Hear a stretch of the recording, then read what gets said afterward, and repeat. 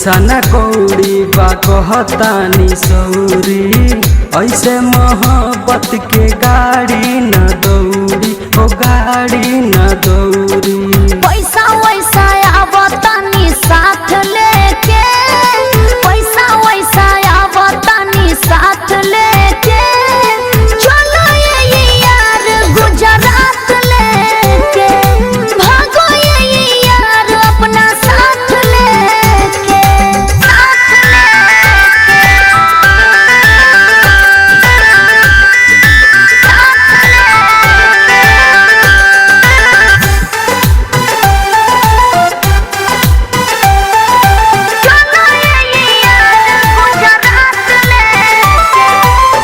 सबके हुसूती तब तू घर से निकल जइह, गाँव के सिवान तले रानी पैदल अइह, रानी पैदल अइह, रानी पैदल। सबके हुसूती तब तू घर से निकल जइह, गाँव के सिवान तले रानी पैदल अइह।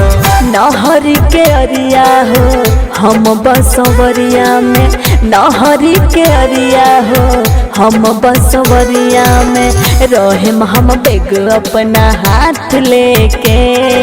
पैसा वैसा आवतानी साथ लेके,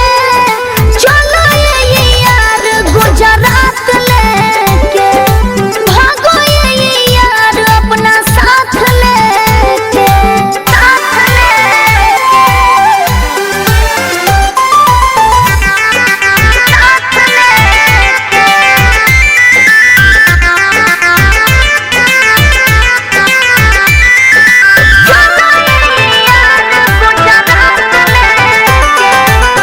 रहम हम अलगे अलगे इतने तू जान लीह, ओढ़नी से मुँह अपन रानी तू बांध लीह, रानी तू बांध लीह, रानी तू बांध लीह। रहम हम अलगे अलगे इतने तू जान लीह, ओढ़नी से मुँह अपन रानी तू बांध लीह। सुन शिव डबलू जी कहे प्रियंका हो, सुन शिव डबलू जी कहे प्रियंका हो, डर लागे घर वाला बात लेके, खैले बानी क्रिया तोहर हाथ ले